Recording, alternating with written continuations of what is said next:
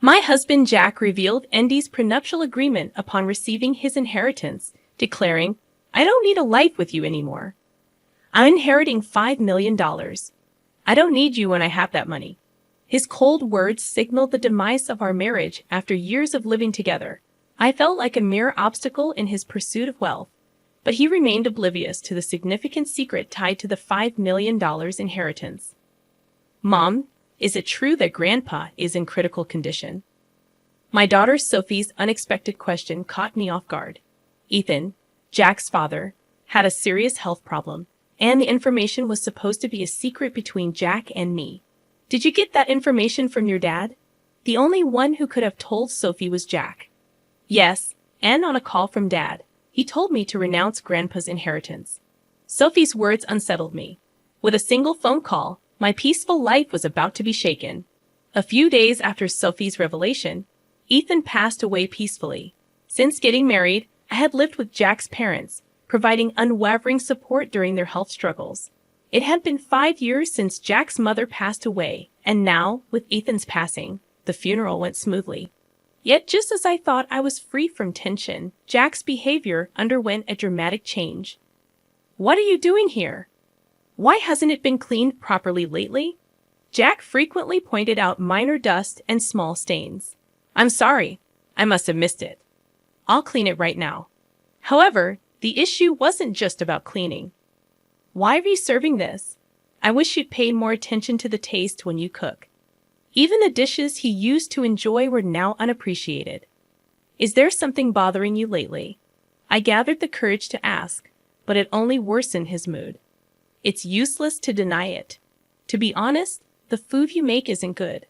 I've been tolerating it because my parents never complained. But I've always felt its tastelessness deep down."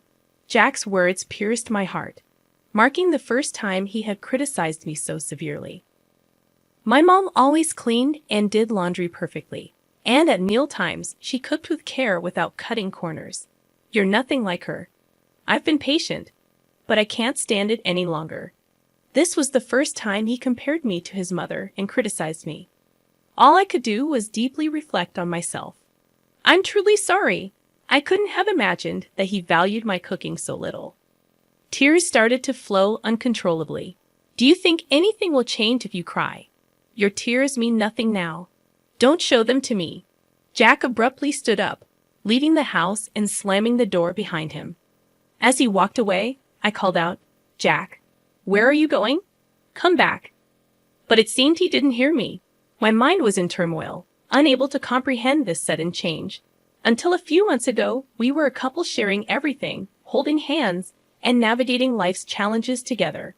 I couldn't understand how we had become so distant. And then I remembered. The call from Sophie revolved around Ethan's inheritance. There was a hint of hesitation in Sophie's voice that night. Jack arrived home much later than usual, and I missed the chance to inquire about it. I wondered if Jack had discovered information about the inheritance and chose to keep it to himself. Attempting to approach Sophie, I questioned why they were discussing inheritance while Grandpa was still in good health. Sophie expressed doubts about Jack's actions and mentioned conveying the same concerns to him. Considering Sophie's words about the inheritance falling into her hands if not divided differently, I couldn't help but recall Jack's recent cold behavior towards her. Doubts crept into my mind. Was he planning to take all the inheritance and abandon me? This thought tightened my chest, and tears welled up once again. In my pain, I became acutely aware of the sounds around me. As the room fell eerily silent, the phone rang suddenly, echoing throughout. Though I didn't feel up to answering, considering the importance, I checked the caller ID. It was Jack's name, the same Jack who had left the house earlier. Answering felt tiresome, but I didn't want to face any backlash for ignoring it, so I hesitantly picked up. "What are you doing? Don't keep me waiting. I'm running out of time." His sudden, authoritative tone caught me off guard. He was indeed stubborn at times, but yelling without reason was unlike him. Shocked by his changed demeanor, I let out a slight sigh, hoping he wouldn't notice. "What's wrong? Is there a problem?" I asked. "I have something to talk about. I'll be home soon. Stay home and wait for me." His voice sounded noticeably colder than before. I replied with a brief okay and promptly hung up. Looking at the clock, I realized more than 3 hours had passed since Jack went out. Overwhelmed with confusion and pain, I hadn't noticed the time. After a while, I heard the door open and Jack's footsteps. A sweet scent of body wash, one we didn't use at home, wafted from him. That unfamiliar smell intensified the pain in my chest. I'll be straight, it's over. I want to end our relationship. As a token of gratitude, I'll give you $220,000.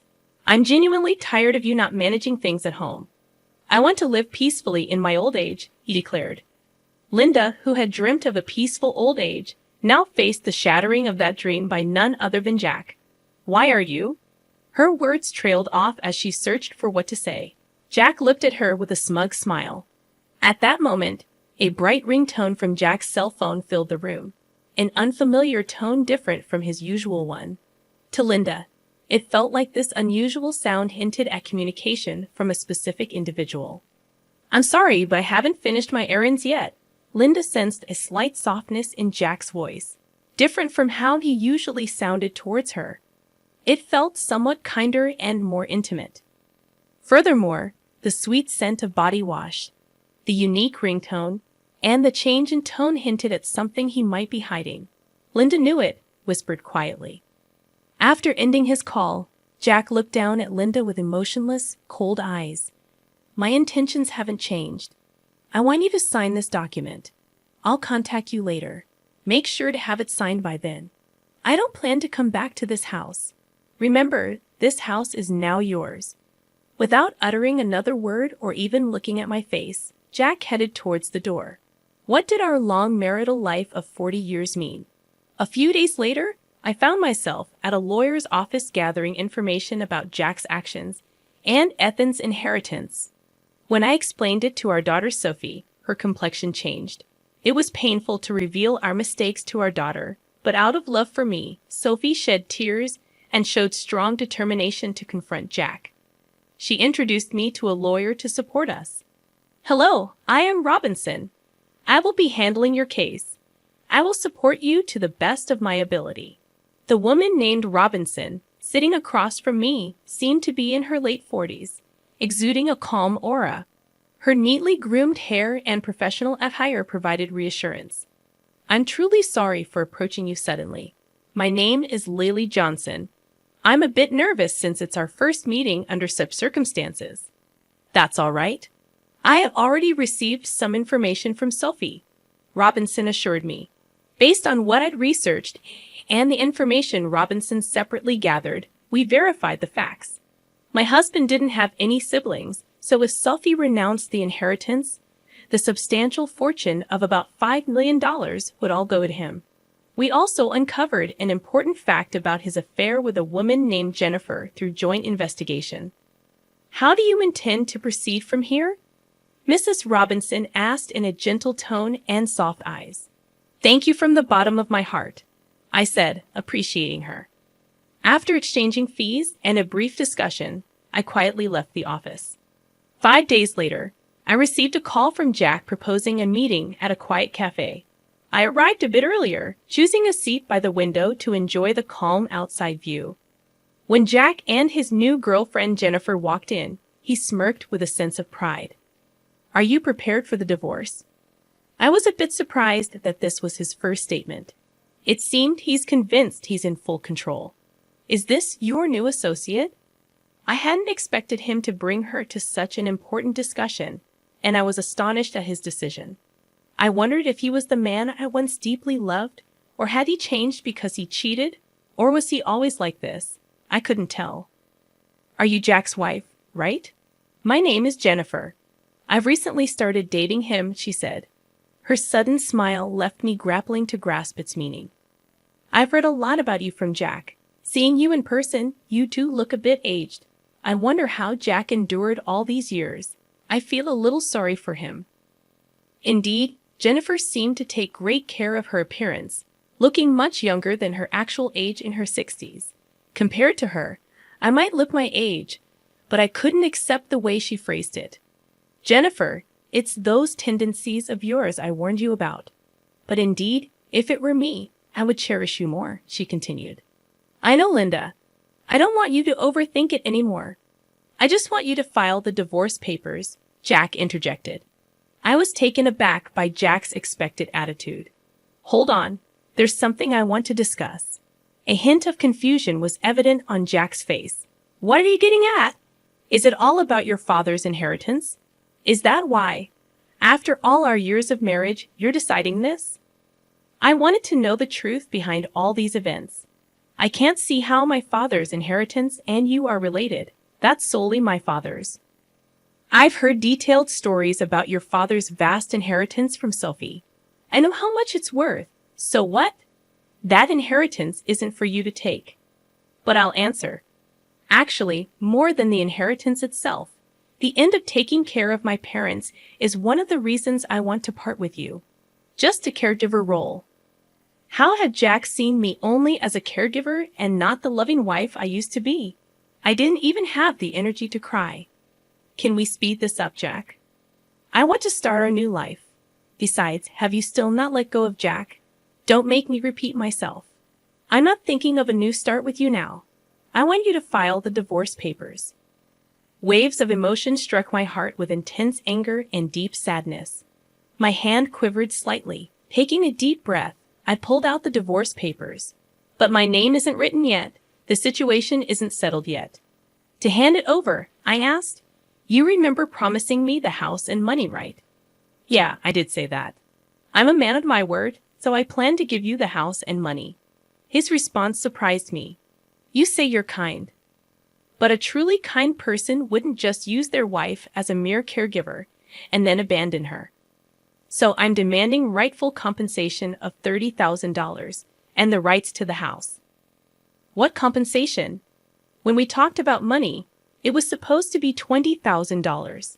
You always nitpick at the very end. Your attitude of trying to pay me the absolute minimum is so obvious. But the difference of $10,000 means a lot to me, so I think $30,000 as compensation is fair. Your girlfriend, it's Jennifer, right? I thought of claiming from her too, but in lieu of that, I want to settle for $30,000. And I intend to sign the divorce papers right here in front of you. Unexpectedly, Jennifer commented, $30,000 should be fine, Jack. Pay it if you're satisfied with it. With her statement, Jack finally accepted the alimony of $30,000. Now we need Jack's signature on the land title change document Mrs. Robinson prepared and the notarized alimony agreement. Jack looked surprised by my preparations, but I calmly said, I have a life to continue to, easing his suspicions. We took out our respective seals, lined up at the designated spot, and Jack smiled as if he anticipated something. So, Linda, will you sign the divorce papers right now? Understood. I agreed, saying, here's the divorce paper. As I carefully wrote my name and firmly stamped it, Jack couldn't hold back his laughter and burst into loud guffaws. With this, you and I no longer have any relationship. Also, I have something to tell you. Actually, I'm set to inherit $5 million, so I didn't need someone like you anymore. Thanks for the divorce. What a foolish ex-wife you had, letting go so easily for just $30,000. It's surprising. Behind me, as I left, the loud laughter of Jack and Jennifer echoed. I hurriedly left and headed to the city hall. My only goal now was to complete this procedure as quickly as possible and sever ties with the two of them completely. They might be laughing happily now, but I wondered how long their happiness would last. A month later, I quickly sold the house I received from Jack, prepared for a new life, and decided to live near my daughter Sophie, who planned to start her life near her husband's parents' home. Since Jack's mother lived nearby, I thought there would inevitably be moments I'd feel cautious. Contrary to my concerns, Sophie's husband warmly welcomed me and was always considerate, which I found very reassuring. My daughter Sophie seemed angry at Jack's actions at first, but when I told her a certain fact, her expression changed completely, and she smiled brightly. I had a hunch that Jack would soon realize my plan. As proof, I deliberately didn't change my mobile number. The day that intuition became a reality came sooner than I thought. From the afternoon, My mobile rang repeatedly, and sure enough, it was Jack. He called many times, but at first, I purposely didn't answer. After receiving repeated calls, I finally picked up. Hello, why are you doing this? I couldn't hide my surprise. What's the matter? You called out of the blue, raising your voice. What's the problem? Where are you right now? I thought he might have visited the house we used to live in. But in reality, that house had already been sold, and the new tenant might have moved in, or it could have become an empty lot. Considering this fact, the image of Jack's panicked demeanor surfaced in my mind, and I felt a little sorry for him. Since we've decided to divorce, there's no need for you to be involved anymore. Where did Sophie go? I can't find her.